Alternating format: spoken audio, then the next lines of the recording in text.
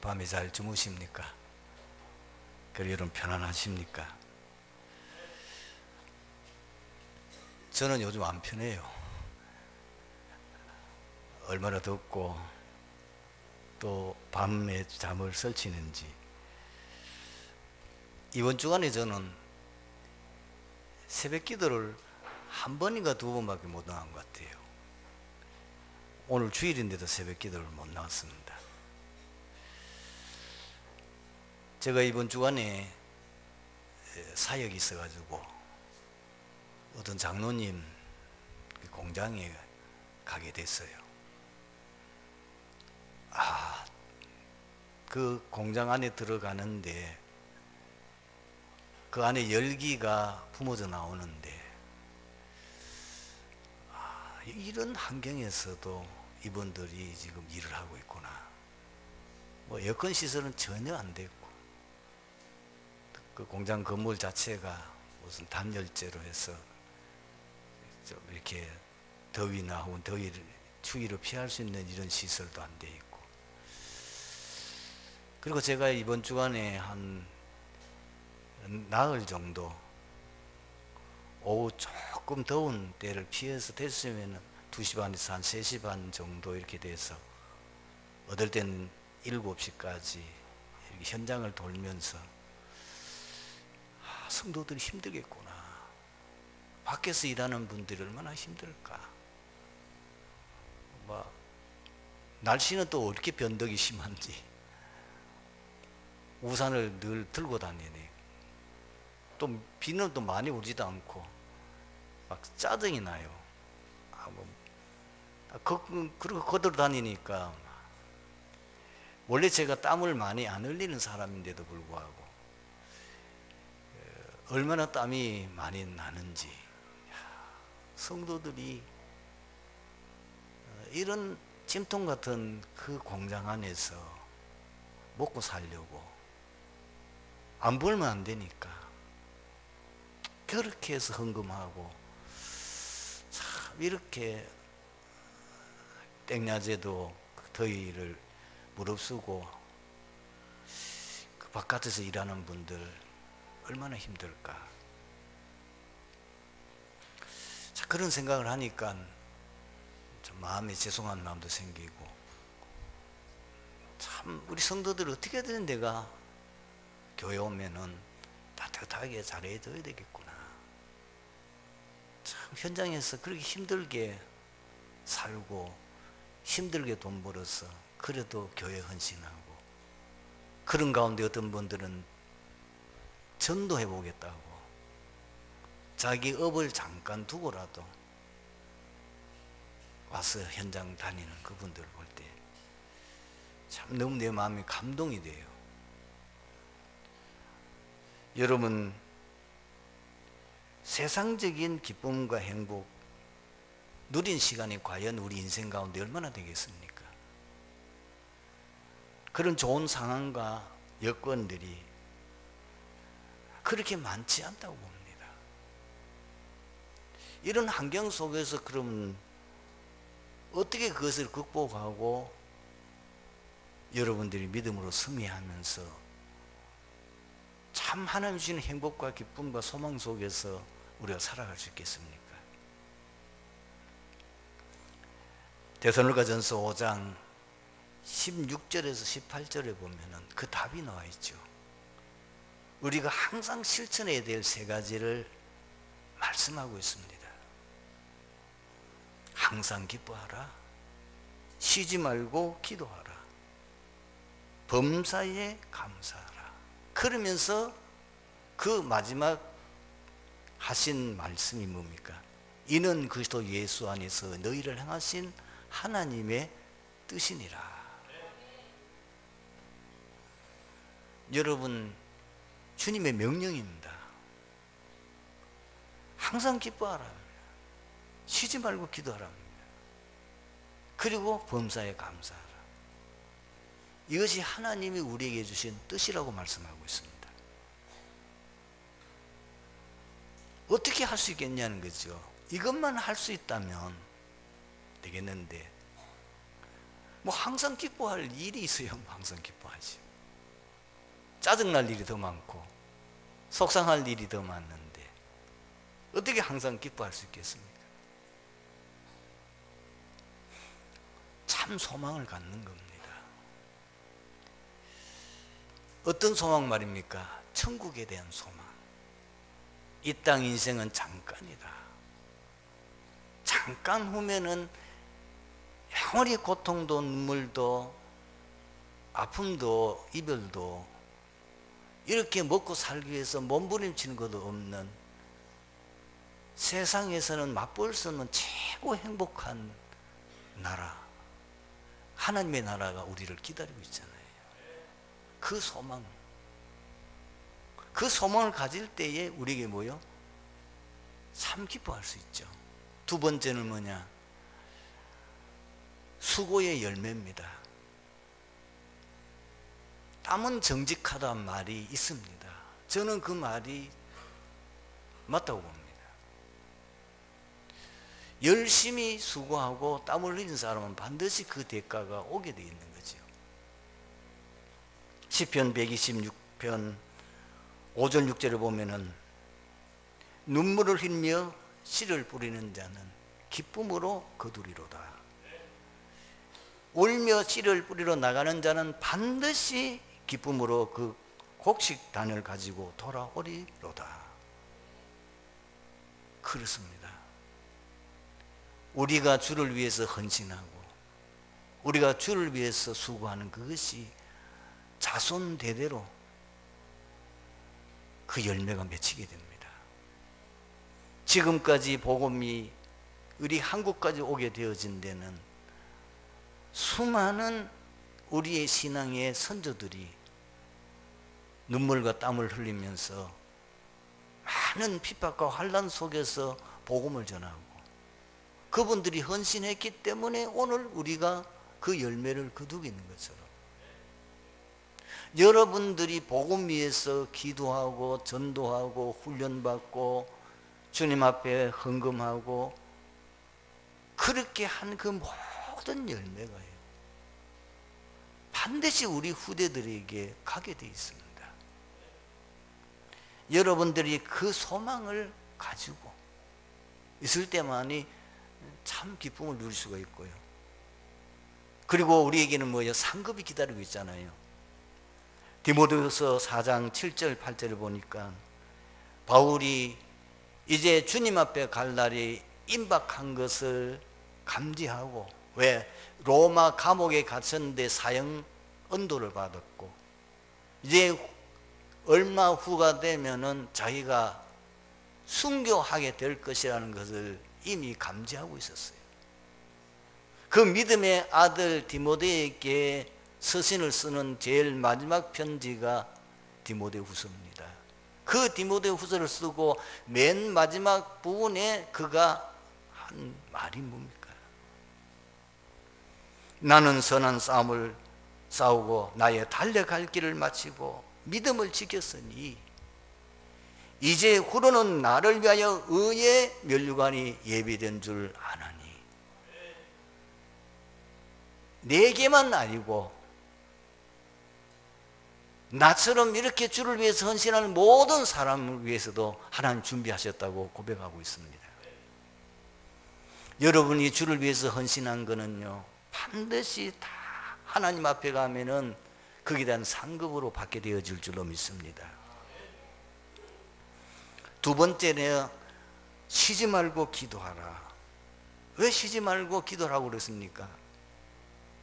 하나님의 주시는 힘, 성령 충만, 그 오력을 받아야 세상 이기고 자신 이기고 사단 이길 수 있습니다. 왜 쉬지 말고 기도해야 됩니까? 하나님께서 우리에게 주신 세계복음화, 그게 하나님의 목표요, 하나님의 계획인데 그거는 우리 힘으로 안 되잖아요.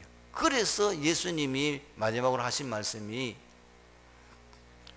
사도행전 1장 8절에 오직 성령이 너희에게 마시면 내가 권능을 받고 예루살렘과 온 유대와 사마리아와 땅끝까지 이르러 내 증인이 되리라. 그러니까 성령 충만 오력 받아 권능 받아야 땅끝까지 증인된다고 했으니까 그 응답을 받을 수 있는 것은 쉬지 않고 기도하는 겁니다. 그리고 우리는 뭐예요? 우리 사명 다 살려야 되잖아요. 이 현장을 다 살릴 사명을 하나님께 주셨잖아요. 복음을 가지고 현장을 살려야 되겠는데 지금 세상 나가보면은 우리가 살려야 될 사람들로 꽉 차 있습니다. 대부분의 사람들이 갈 길을 알지 못하고 방황하고 있고 저주와 재앙과 고통과 멸망 속에 빠져 있는데 그들을 도와줄 사람이 아무도 없습니다. 국가도 못 도와줍니다. 부모도 도와줄 수 없습니다. 그 문제를 해결할 수 있는 해답을 가진 우리만이 그들을 살릴 수가 있습니다. 그런데 그들을 살리려고 하면 우리 힘으로는 안 되는 거죠. 그래서 성령 충만 달라고 우리는 쉬지 않고 기도하는 겁니다. 기도할 때에 누가 제일 은혜 받겠습니까? 성령 충만 받으면 누가 가장 행복하고 가장 평안하겠습니까? 기도하는 내가 받게 되는 거잖아요. 그 다음에 세 번째는 범사에 감사하는데, 범사에 감사하는 것은 받은 것을 생각하는 겁니다. 우리가 하나님께로 받은 은혜, 우리가 받은 응답, 우리가 받은 축복, 우리는 아무 한 것도 없는데 그야말로 공짜로 구원받았습니다. 감사할 수밖에 없지요. 우리가 주를 위해서 한 것이 아무것도 없습니다. 그런데 하나님 은혜로 말미암아 우리가 구원을 받았습니다. 우리가 하나님의 자녀의 신분과 권세를 이미 축복으로 받았습니다. 그리고 우리가 이제까지 살아오면서 하나님 우리에게 주신 하나하나 생각하면은요, 감사할 것밖에 없어요. 우리 주위에 보면은 건강 문제 때문에 어려움 당한 사람들 얼마나 많습니까? 우리 가족도 마음 안타깝고 또 우리가 발을 동동 굴릴 수는 있지만은 어떻게 할 수가 없습니다. 거기에 대해서는 하나님 나에게 건강 주신 것 감사합니다. 지금까지 오면서 여러분 받은 은혜가 한두 가지가 아니잖아요. 그 은혜를 감사할 때예요. 참 놀라운 일이 일어납니다. 내가 입술로 감사를 고백할 때에 기적이 일어나요. 진짜 그 감사를 고백할 때에 우리가 모르는 하나님의 어마어마한 비밀의 역사가 내게 임하는 것을 체험하게 됩니다. 여러분은 그렇게 믿음이 좋고 하나님의 큰 역사를 이루었던 엘리야도 너무너무 인생 사는데 힘들고 낙심이 돼가지고 노lem나무 밑에 쓰러졌습니다. 그리고 하나님 앞에 이렇게 기도했습니다. 하나님, 나 불러갔어요. 나 더 이상 어떻게 할 수가 없습니다.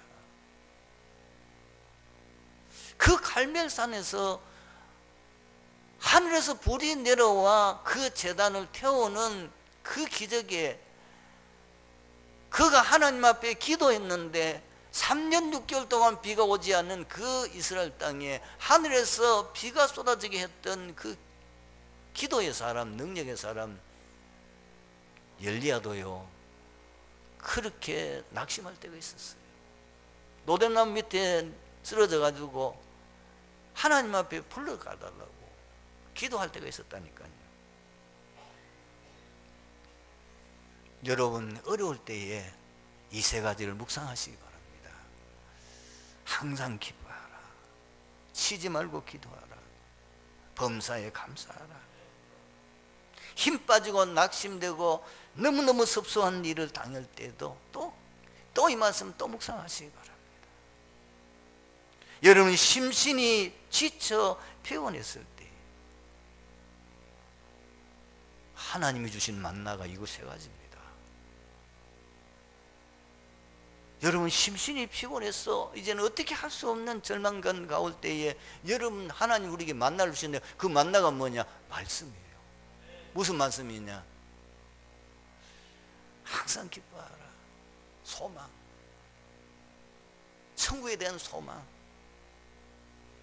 반드시 우리가 수고한 여기는 나중에 우리가 상상을 초월할 만한 100배의 열매가 맺힐 것이다. 내 수고가 반드시 그 열매를 맺힐 날이 올 것이다. 그 소망. 내가 이 땅에 한 이 모든 사람은 몰라주고 알아주지 않을지라도 내가 주님 앞에 서는 날 하나님께로부터 상고받게 될 것이다.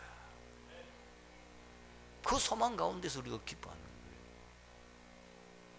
하나님 주신 힘 얻어야 돼요. 그렇죠? 엘리야가 천사가 나타나서 어루만지면서 2번이나 떡과 물을 주고 그 힘을 의지해서 40주 40날을 그냥 달려서 하나님의 산 호렙에 이르렀잖아요. 여러분들이 아무리 우리가 힘이 없고 연약해도 하나님의 주시는 성령 충만 받으면 어떤 질병도 치유됩니다. 정말 성령 충만 능력 받게 되면 여러분들이 가지고 있는 영적 문제 해결됩니다. 정신 문제도 해결됩니다. 여러분의 가문의 저주도 끊어집니다. 쉬지 말고 기도하라고 그랬어요. 그리고 날마다 감사하는데 내가 받은 은혜, 아마 여러분 받은 은혜 생각하면은 하나님 앞에 죄송한 마음이 들 겁니다. 자, 우리가 받은 거는 10,000가지가 넘는데 한두 가지 없는 것 때문에 불평하고 원망하고 있잖아요. 이것도 은혜요, 저것도 은혜요. 다 하나님이 주셨는데 내가 그 감사하지 못하고 우선 내게 있는 한두 가지 안 되는 것 때문에 속상해하고 한두 가지가 안 되는 것 때문에 낙심하고 원망하고 불평하고 있는 걸 발견하게 되면서 저절로 우리 마음이 확 풀려지는 거예요. 진짜 감사가 찬양이 나올 수밖에 없어요. 이것이 세상 살아가는 데 승리하는 비밀입니다. 오늘 본문으로 돌아가십시다. 성도들이 신앙생활하는 중에 가장 놓치기 쉬운 것은 어떻게 신앙생활을 하는 것이 하나님께서 진정 원하시는 것인지 잘 모르고 있는 겁니다. 대부분 지금 사람들이, 특히 신자들이 어떻게 신앙을 해요? 자기 기준입니다. 세상 기준으로 신앙생활을 하고 있습니다. 그러다가 나중에 문제나 어려움이 오면은 왜 왔는지 이유도 모르고 오히려 하나님을 원망하고 불평하거나 불신앙에 빠지게 됩니다. 이런 신자들이 상상외로 많습니다. 많은 분들이 조용히 이야기를 들어보면은 마음속에 불만과 원망을 가득 차 있습니다. 나는 이렇게 신앙생활하는데 왜 하나님은 나를 이렇게 어렵게 하는가? 그런 투로 이야기하는 경우가 많이 있습니다.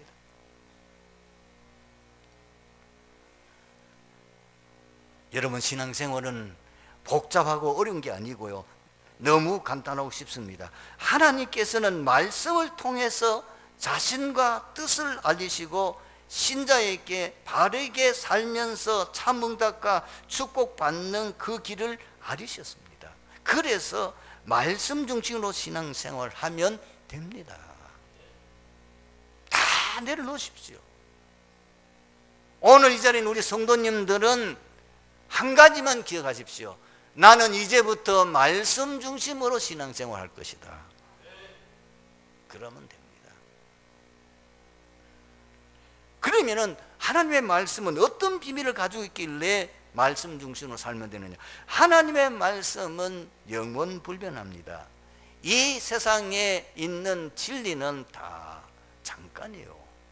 영원불변하고 유일한 참 진리는 하나님의 말씀입니다. 그리고 하나님의 말씀은 반드시 그대로 성취됩니다. 성경에 계속해서 하시는 말씀이 뭡니까?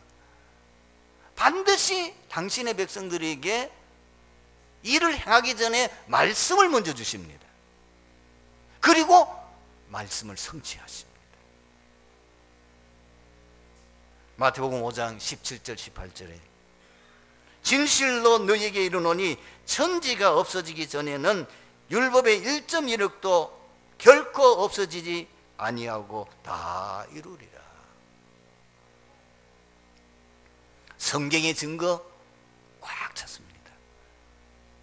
성경의 중요한 언약이 7,000가지가 된다고 하는데 그 7,000가지 가운데에 다 성취되고 한 가지만 지금 남았는데 주님의 재림입니다. 구약 성경에 약속한 그 말씀이 성취되어진 것들이 계속 증거하고 있습니다. 그 중에 대표적인 것은 하나님이 인간 구원자로 그리스도를 보내주시겠다고 하신 그 약속이 구약의 예언 아닙니까? 그 예언이 성취된 것이, 기록한 것이 사복음서입니다. 그대로 성취됐어요. 그리고 역사적인 증거도 있습니다. 느부갓네살 왕이 어느 날 꿈을 꿨어요. 너무 신기한 꿈을 꿨는데 아침에 일어나니까 그 꿈을 생각이 안 나는 거예요. 이래서 꿈 전문가들만 바빌론 나라의 그 당시에 최고의 강대국이니까 얼마나 많겠습니까? 전문가들 다 불러 모았습니다. 내가 어젯밤에 너무너무 신기한 꿈을 꿨는데 아침에 일어나니까 그 꿈을 잊어버렸다. 내가 꾼 꿈이 어떤 꿈인지 말하고 그리고 그 꿈을 해몽해라. 당신들은 꿈 전문가들이 아니냐. 그러니까 그 전문가들이 황당한 거예요. 꿈을 말하면은 그 꿈을 가지고 해석을 할 수 있겠는데 왕이 꿈도 얘기하지 않고 내가 꾼 꿈을 너희가 말하고 그 꿈을 해몽하라고 하니까 사람으로는 그거 불가능합니다. 그 꿈 해몽가들이 솔직히 고백했다니까요. 하나님이 아니면은 왕이 하신 그 말을 대답할 사람이 없습니다. 왕이 너무 화가 나가지고 죽이라고 그랬어요. 순 거짓말하고 내가 아부나하고 거짓말만 해서 하는 저 사람들 죽이라. 그 중에 다니엘이 나와서 왕에게 얘기합니다. 왕이시여, 며칠만 말미를 주시면은 제가 왕이 꿈을 말하고 그 꿈을 해몽해 드리겠나이다. 그렇게 하라고 그랬어요. 그날 밤에 다니엘이 하나님 앞에 기도합니다. 지금 다니엘하고 제 친구도 다 죽게 생겼어요. 그날 밤에 하나님이 다니엘에게 보여주었어요. 그 느부갓네살 왕이 꾼 꿈을 보여주시고 그 꿈을 해몽해 주었어요.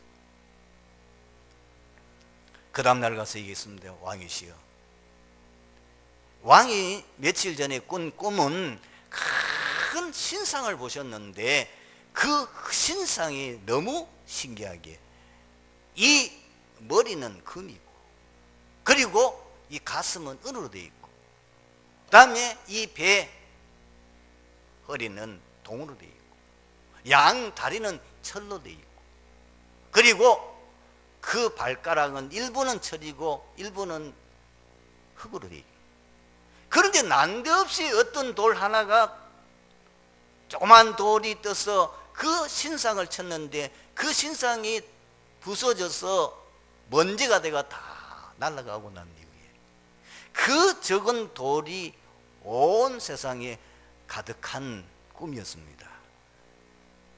이 느부갓네살에게 무릎을 치며 맞다는 거예요. 왕이시여, 이것은 하나님이 앞으로 이 세상 시대가 올 미래를 왕에게 보여주신 것입니다. 그 머리는 왕의 나라입니다. 앞으로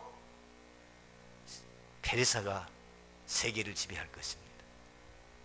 그리고 그 뒤에 헬라가 세계를 지배하게 될 것입니다. 그리고 철의 나라 로마가 전 세계를 지배한 날이 오게 될 것입니다.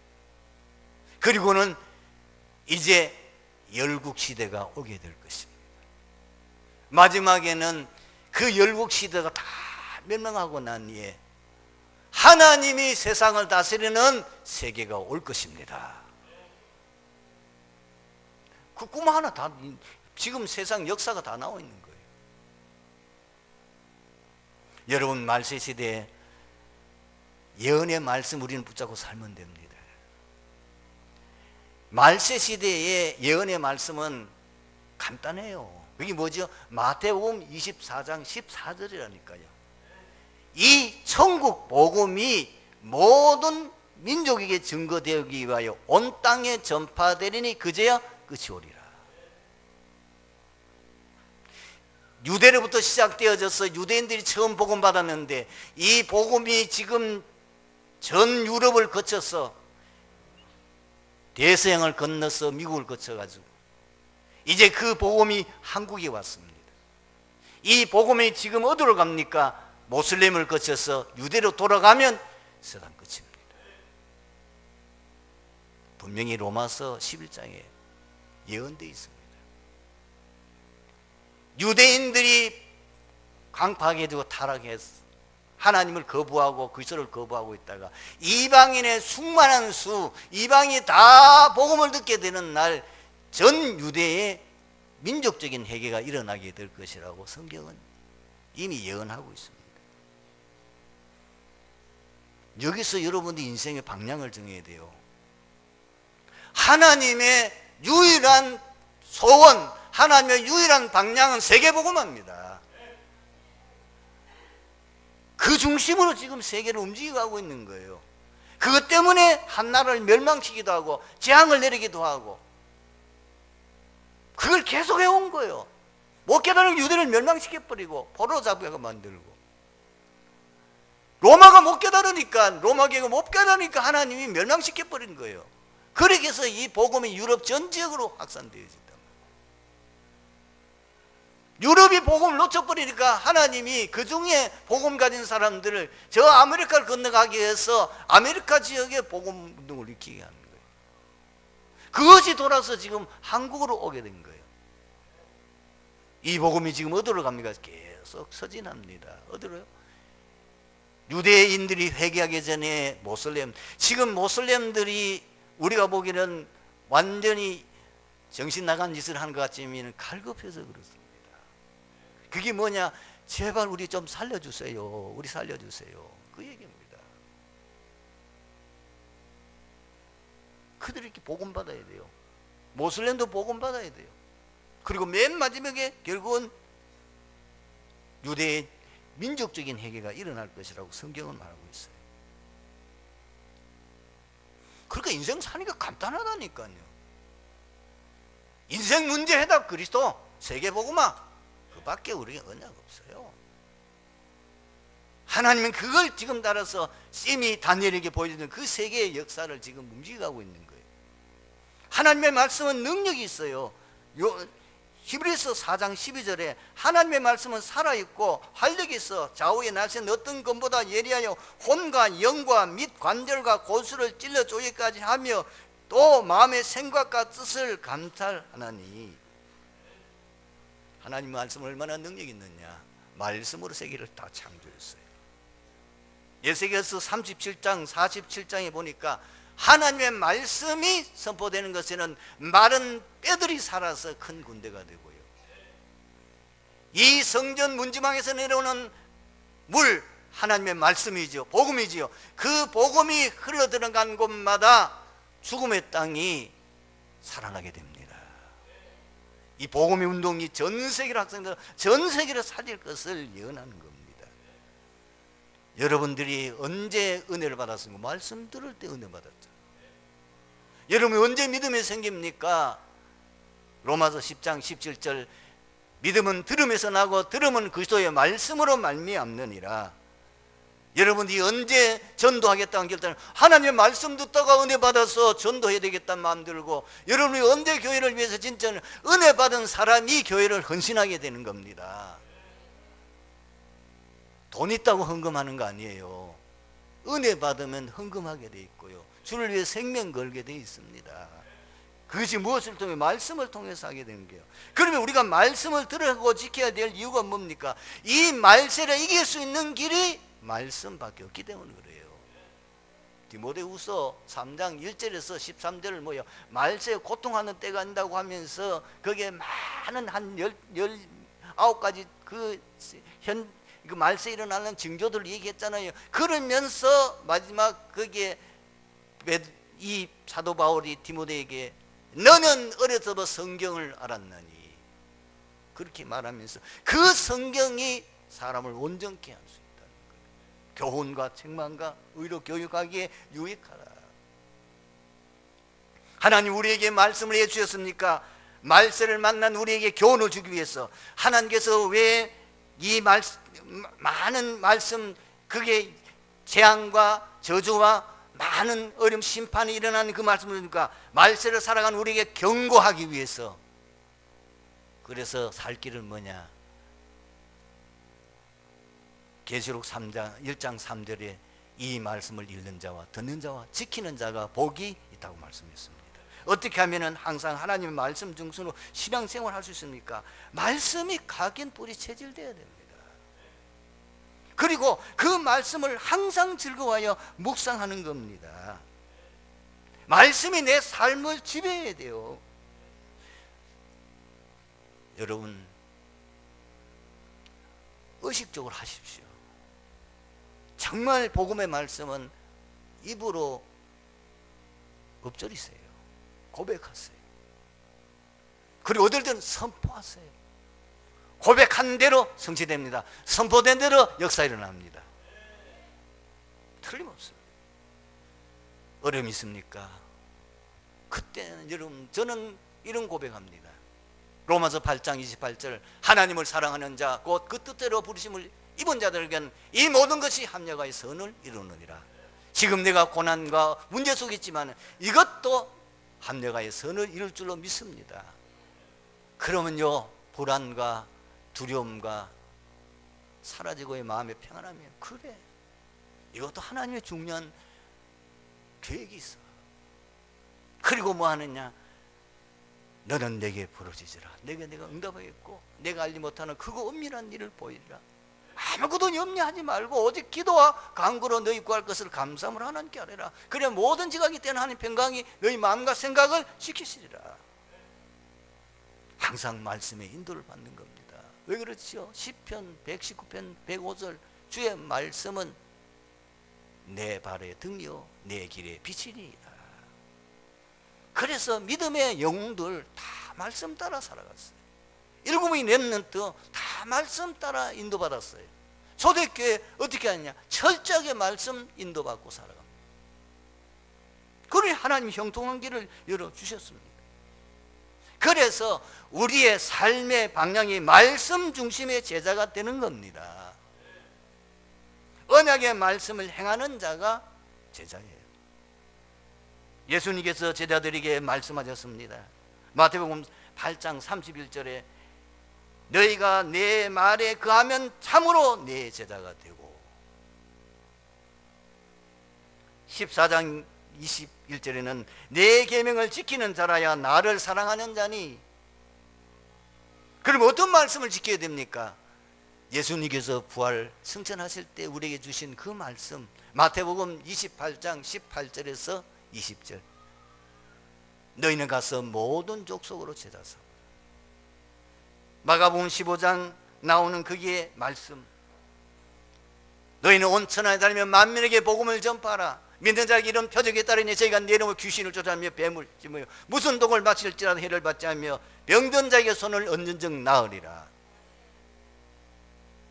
어떤 말씀합니까? 요한복음 21장에 어린 양을 먹이라. 후대 사역을 말하는 거지. 그러면서 사도행전 1장 1절에서 8절을 보니까 주님이 지금 승천을 앞두고 40일 동안 하나님 나라에 대해서 제자들에게 말씀하시고요. 마지막 뭘 약속하셨습니까? 기다리라. 너희는 몇 날이 못되어 성령으로 세례를 받으리라.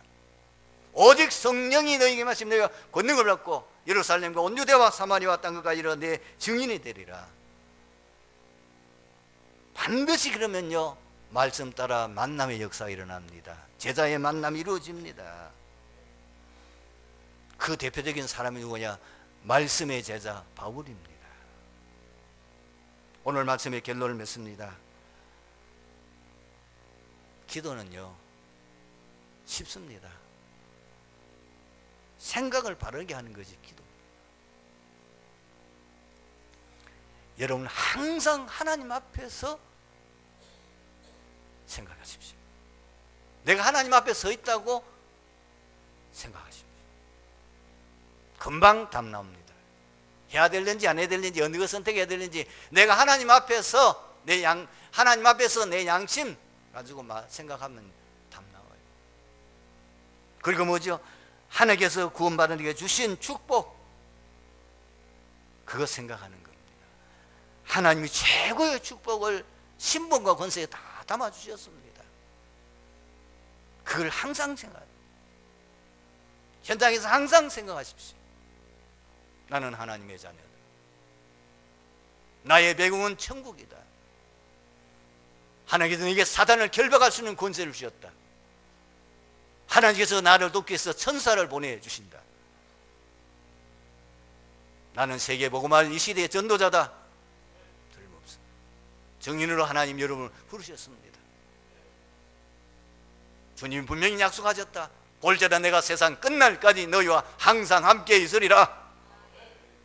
그 말씀 붙잡고 모든 두려움이요 안개처럼 사라질 겁니다. 바람처럼 사라지게 될 겁니다. 하나님 나와 함께 하신데 내가 왜 두려워하느냐? 하나님 나와 함께 하신데 왜 내가 걱정하고 있냐?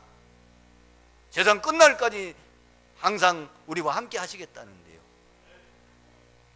기도하면 응답하시겠다는데요. 그러면서 항상 나의 현장을 생각하십시오.